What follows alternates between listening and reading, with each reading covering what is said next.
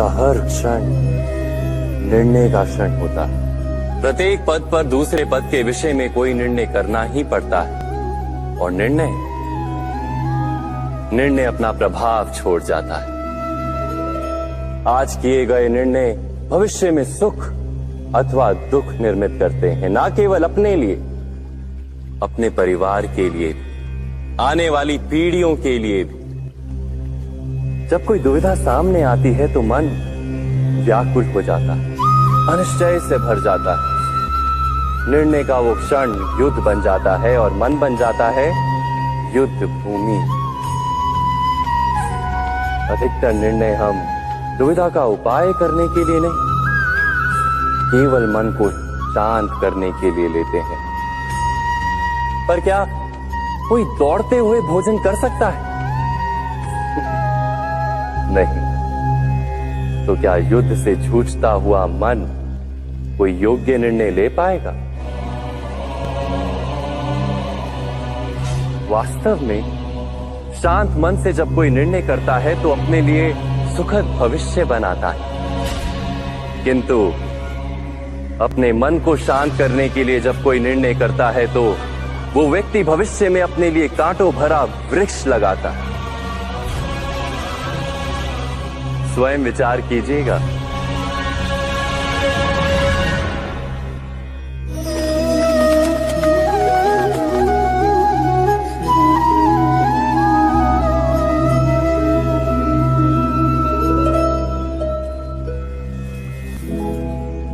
निर्णय के क्षण में हम सदा किसी अन्य के सुझाव, सूचना, मंत्रणा या परामर्श को आधार बनाते हैं और हमारे भविष्य का आधार हमारे आज लिए गए निर्णय के ऊपर होता है। तो क्या हमारा भविष्य किसी अन्य के परामर्श, किसी अन्य के सुझाव का फल है? क्या हमारा संपूर्ण जीवन किसी अन्य की बुद्धि का परिणाम? क्या हमने कभी विचार किया है?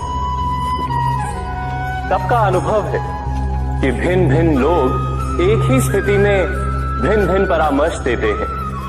मंदिर में खड़ा भक्त कहता है कि दान करना चाहिए और चोर कहता है यदि अवसर मिले तो इस मूर्ति के श्रृंगार चुरा। धर्म से भरा हृदय धर्ममय सुझाव देता है और अधर्म से भरा हृदय अधर्म का परामर्श देता है। धर्ममय सुझाव का स्वीकार ही मनुष्य को सुख की ओर ले जाता है, किंतु ऐसे परामर्श का स्वीकार करना तभी संभव होता है जब हृदय में धर्म हो। अर्थात किसी का सुझाव अथवा परामर्श स्वीकार करने से पूर्व स्वयं अपने हृदय में धर्म को स्थापित करना क्या आवश्यक नहीं? स्वयं विचार कीजिए। के सारे संबंधों का आधार है अपेक्षा। पति कैसा हो जो मेरा जीवन सुख और सुविधा से भर दे? पत्नी कैसी हो जो सदैव मेरे प्रति समर्पित रहे? संतान कैसी हो जो मेरी सेवा करे, मेरा आदेश माने?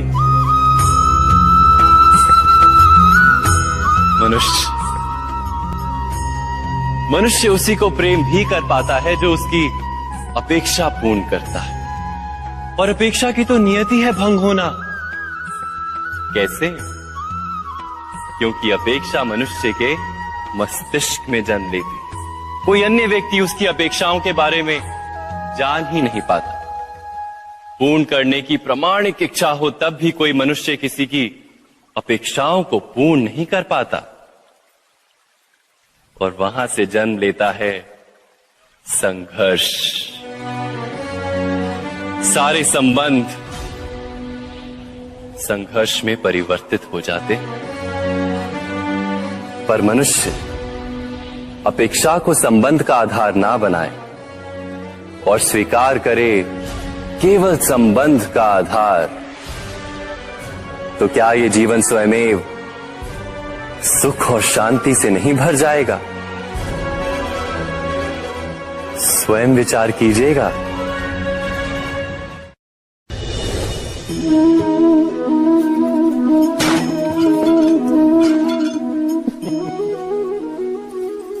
कभी कभी कोई घटना मनुष्य के जीवन की सारी योजनाओं को तोड़ देती और मनुष्य उस आघात को अपने जीवन का केंद्र मान लेता। पर क्या भविष्य मनुष्य की योजनाओं के आधार पर निर्मित होते हैं? नहीं। जिस प्रकार किसी ऊंचे पर्वत पर सर्वप्रथम चढ़ने वाला उस पर्वत की तलाई में बैठकर जो योजना बनाता है, क्या वही योजना उसे उस पर्वत की चोटी तक पहुंचाती है? नहीं। वास्तव में वो जैसे जैसे ऊपर चढ़ता है वैसे वैसे उसे नई नई चुनौतियां, नई नई विडंबनाएं, नए नए अवरोध मिलते हैं। प्रत्येक पद पर वो अपने अगले पद का निर्णय करता है। प्रत्येक पद पर उसे अपनी योजनाओं को बदलना पड़ता है। कहीं पुरानी योजना उसे खाई में ना ढकेल दे। वो पर्वत को अपने योग्य नहीं बना पाता, केवल स्वयं को पर्वत के योग्य बना सकता है। क्या जीवन के साथ भी ऐसा ही नहीं? जब मनुष्य जीवन में किसी एक चुनौती को, एक अवरोध को अपने जीवन का केंद्र मान लेता है, अपने जीवन की गति को ही रोक देता है, तो वो अपने जीवन में सफल नहीं बन पाता और ना ही सुख और शांति प्राप्त कर पाता। अर्थात जीवन को अपने योग्य बनाने के बदले स्वयं अपने को जीवन के योग्य बनाना ही सफलता और सुख का एकमात्र मार्ग नहीं। स्वयं विचार कीजिए।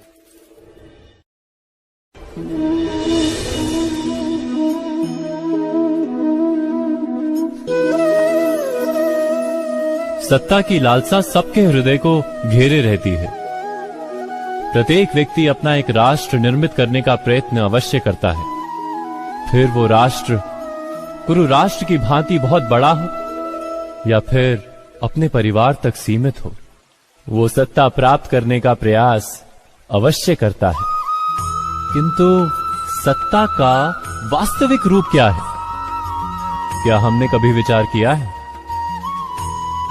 एक मनुष्य जितने अधिक लोगों के जीवन को प्रभावित कर सके, जितने अधिक लोगों के जीवन की स्वतंत्रता पर अंकुश रख सके, उतनी ही अधिक सत्ता का अनुभव करता है वो। सत्ता का वास्तविक रूप ही है अन्य के जीवन पर स्वयं का प्रभाव। किंतु क्या वास्तविक प्रभाव प्रेम, दया, करुणा और धर्म से निर्मित नहीं होता? जब भी मनुष्य कठोरता और अधर्म से सत्ता प्राप्त करने का प्रयत्न करता है, तब वो दूसरों के हृदय में विरोध अथवा विद्रोह को जन्म देता है। और परिणाम कुछ इस प्रकार। हां, कुछ समय के लिए वो स्वयं को प्रभावी और शक्तिशाली अवश्य पाता है, किंतु वो वास्तविक सत्ता नहीं। यही कारण है कि भृगु और वशिष्ठ जैसे ऋषियों की आज भी पूजा की जाती है, रावण और हिरण्यकशिपु की नहीं। इस पर तो आप विचार अवश्य करें। सत्य कहा ना?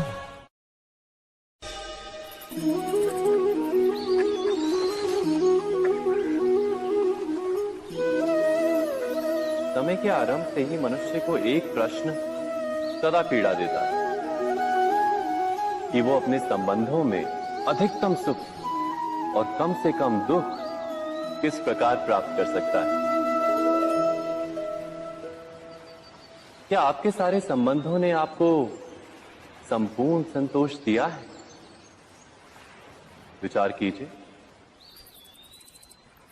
हमारा जीवन संबंधों पर आधारित है, हमारी सुरक्षा संबंधों पर आधारित है।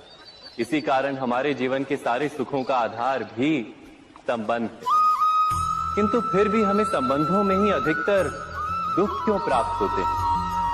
सदा ही संघर्ष भी संबंधों से ही उत्पन्न क्यों हो जाते हैं? कभी विचार किया है? जब कोई व्यक्ति किसी अन्य व्यक्ति के विचार अथवा कार्य को स्वीकार नहीं करता, उसमें परिवर्तन करने का प्रयत्न करता है, तो संघर्ष जन्म लेता है। अर्थात जितना अधिक अस्वीकार उतना ही अधिक संघर्ष, और जितना अधिक स्वीकार उतना ही अधिक सुख। क्या ये वास्तविकता नहीं?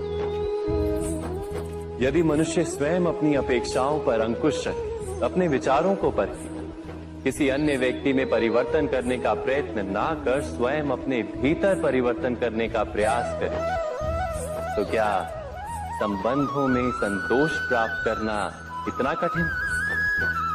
अर्थात क्या स्वीकार ही संबंध का वास्तविक अर्थ नहीं? स्वयं विचार कीजिए।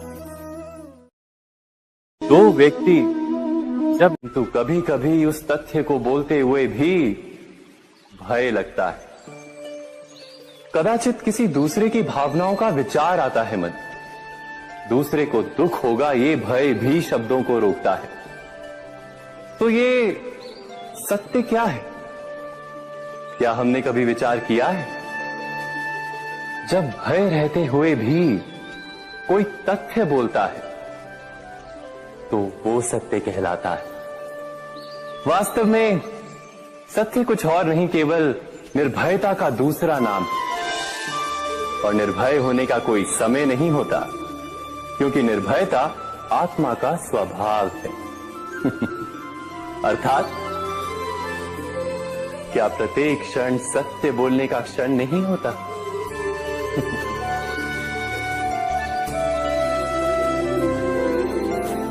स्वयं विचार कीजिए।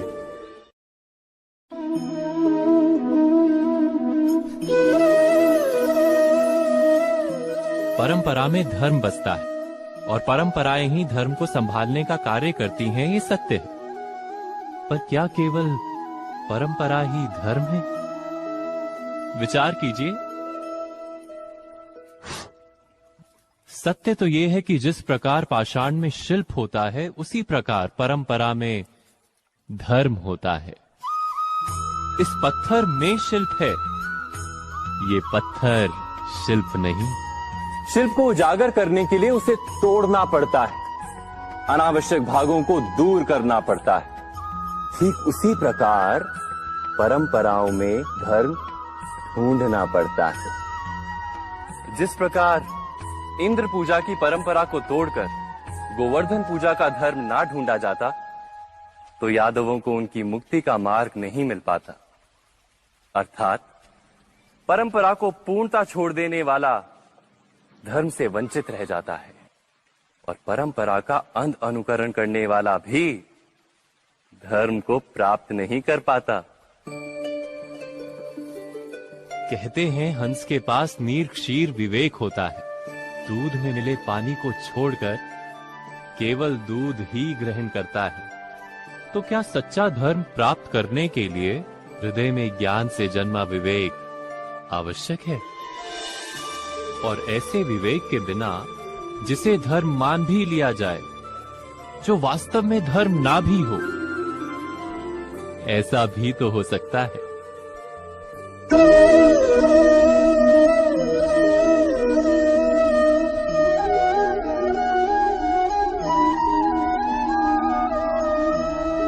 महाभारत का ये युद्ध, महाभारत की ये कथा अनेक सत्यों को प्रस्थापित करती है। महानतम सत्य ये कि अलगपन और भिन्नता ही अधर्म का मूल है, और एकात्मता ही धर्म का आधार है। कैसे? स्वयं विचार कीजिए। मनुष्य का सुख की आशाओं से, सत्ता और संपत्ति की इच्छाओं से घिरा रहता है सदा, किंतु सामान्य रूप से मनुष्य अपने माता पिता, संतानों, भाई बहन या पत्नी के साथ उचित व्यवहार ही करता है, कोई अन्याय नहीं करता। वो सुख और संपत्ति को समान भागों में बांटकर भोगता है, क्योंकि वो ये जानता है कि उसके सुख का आधार है उसका परिवार, उसके सुख का कारण है उसका परिवार। मनुष्य ये भी जानता है कि उसका सुख समाज से आता है, किंतु वो समाज के साथ अन्याय कर लेता है, समाज का शोषण कर लेता है, क्योंकि वो समाज को अपने सुख का कारण नहीं मानता, वो समाज को अपने सुख का साधन मानता है। भेद है तो कारण और साधन में। मनुष्य को जब ये बोध हो जाता है कि सारा संसार परमात्मा का ही रूप है, प्रत्येक जीव परमात्मा का ही अंश है, अर्थात कोई पराया नहीं, सब अपने, ये सारा संसार अपना ही है, अपना ही परिवार है, तो क्रोध का कोई कारण ही नहीं रह जाता। सारे संघर्ष, सारा वैर, सारा प्रतिशोध नष्ट हो जाता है। अंतर में परमात्मा और संसार में एकात्मता, यही धर्म का मूल सिद्धांत है। महाभारत की ये यात्रा क्रोध से बोध की यात्रा है, भिन्नता से एकात्मता की यात्रा है। भूमि पर वास करने वाली प्रजा जब तक इस महाभारत की कथा को अपने स्मरणों में जीवित रखेगी, तब तक ऐसा विध्वंस पुनः नहीं होगा। कोई भी शक्ति इसकी महत्ता का वस्त्र हरण नहीं कर पाएगी। इस यात्रा में मेरे साथ प्रवास करने वालों को मैं अभिनंदन देता हूं। उनके हृदय में धर्म का बीज स्थापित, कल्याण, संसार का कल्याण। ओम सहना भवतु। ईश्वर हमारा रक्षण करे। सहनो भुनक्तु। हम सब मिलकर सुख भोगे। सहवीर्यम करवावहे। एक दूसरे के लिए प्रयास करें। तेजस्विनावधितमस्तु। हम सबका जीवन तेज से भर जाए।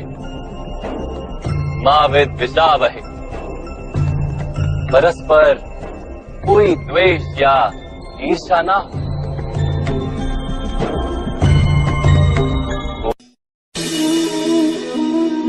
मनुष्य के हृदय में भय का साम्राज्य रहता है सदा। कभी संपत्ति के नाश का भय, कभी अपमान का भय, कभी अपनों से छूट जाने का भय।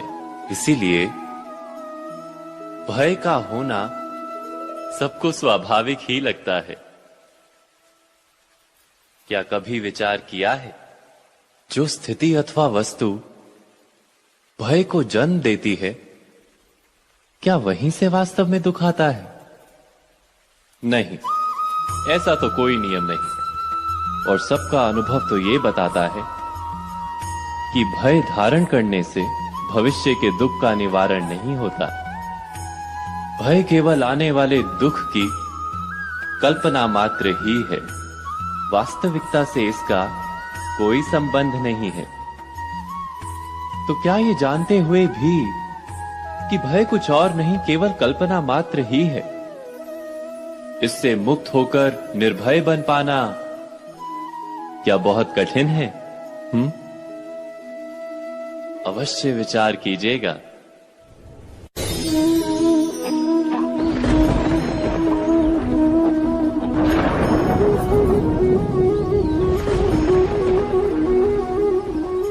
सपनों और पूर्वाभासों के आधार पर हम भविष्य के सुख दुख की कल्पना करते हैं। भविष्य के दुख का कारण दूर करने के लिए हम आज योजना बनाते हैं, किंतु कल के संकट को आज निर्मूल करने से हमें लाभ मिलता है या हानि पहुंचती है, ये प्रश्न हम कभी नहीं करते। तो ये है कि संकट और उसका निवारण साथ जनते हैं, व्यक्ति के लिए भी और सृष्टि के लिए भी। नहीं, आप अपने भूतकाल का स्मरण कीजिए, इतिहास को देखिए। आप तुरंत ही ये जान पाएंगे कि जब जब संकट आता है तब तब उसका निवारण करने वाली शक्ति भी जन्म लेती है। यही तो जगत का चलन है। वस्तुतः संकट ही शक्ति के जन्म का कारण है। प्रत्येक व्यक्ति जब संकट से निकलता है तो एक पद आगे बढ़ा होता है, अधिक चमकता है, आत्मविश्वास से अधिक भरा होता है, न केवल अपने लिए अपितु विश्व के लिए भी। क्या ये सत्य नहीं? वास्तव में संकट का जन्म है एक अवसर का जन्म, अपने आप को बदलने का अवसर, अपने विचारों को ऊंचाई पर करने का अवसर, अपनी आत्मा को बलवान और ज्ञान मंडित बनाने का अवसर। जो ये कर पाता है उसे कोई संकट नहीं होता, किंतु जो ये नहीं कर पाता वो तो स्वयं एक संकट है विश्व के लिए। विचार कीजिए।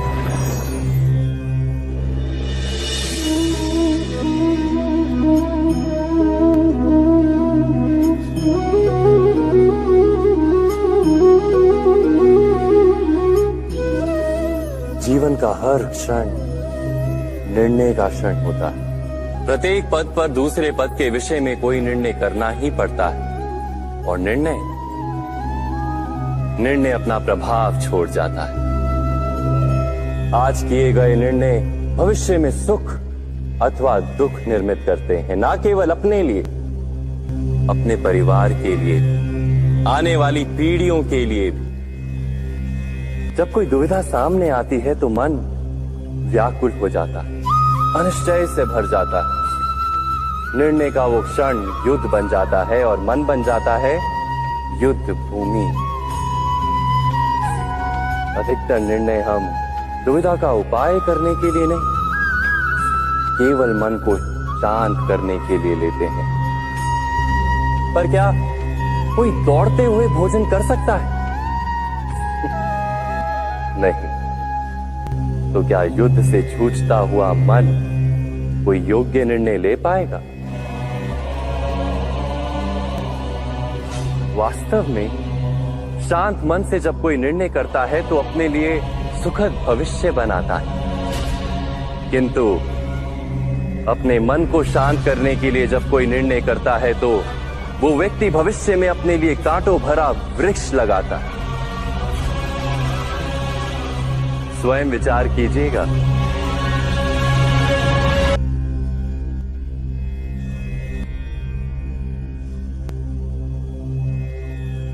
निर्णय के क्षण में हम सदा ही किसी अन्य के सुझाव, सूचना, मंत्रणा या परामर्श को आधार बनाते हैं और हमारे भविष्य का आधार हमारे आज दिए गए निर्णय के ऊपर होता है। तो क्या हमारा भविष्य किसी अन्य के परामर्श, किसी अन्य के सुझाव का फल है? क्या हमारा संपूर्ण जीवन किसी अन्य की बुद्धि का परिणाम? क्या हमने कभी विचार किया है? सबका अनुभव है कि भिन्न भिन्न लोग एक ही स्थिति में भिन्न भिन्न परामर्श देते हैं। मंदिर में खड़ा भक्त कहता है कि दान करना चाहिए और चोर कहता है यदि अवसर मिले तो इस मूर्ति के श्रृंगार चुरा। धर्म से भरा हृदय धर्ममय सुझाव देता है और अधर्म से भरा हृदय अधर्म का परामर्श देता है। धर्ममय सुझाव का स्वीकार ही मनुष्य को सुख की ओर ले जाता है, किंतु ऐसे परामर्श का स्वीकार करना तभी संभव होता है जब हृदय में धर्म हो। अर्थात किसी का सुझाव अथवा परामर्श स्वीकार करने से पूर्व स्वयं अपने हृदय में धर्म को स्थापित करना क्या आवश्यक नहीं? स्वयं विचार कीजिए।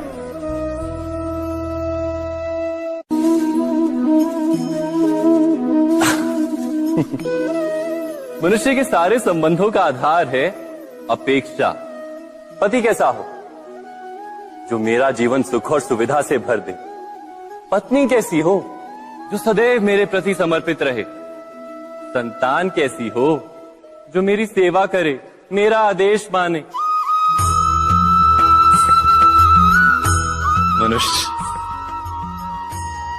मनुष्य उसी को प्रेम भी कर पाता है जो उसकी अपेक्षा पूर्ण करता है। और अपेक्षा की तो नियति है भंग होना। कैसे? क्योंकि अपेक्षा मनुष्य के मस्तिष्क में जन्म लेती है। कोई अन्य व्यक्ति उसकी अपेक्षाओं के बारे में जान ही नहीं पाता। पूर्ण करने की प्रामाणिक इच्छा हो तब भी कोई मनुष्य किसी की अपेक्षाओं को पूर्ण नहीं कर पाता, और वहां से जन्म लेता है संघर्ष। सारे संबंध संघर्ष में परिवर्तित हो जाते। पर मनुष्य अपेक्षा को संबंध का आधार ना बनाए और स्वीकार करे केवल संबंध का आधार, तो क्या ये जीवन स्वयमेव सुख और शांति से नहीं भर जाएगा? स्वयं विचार कीजिएगा।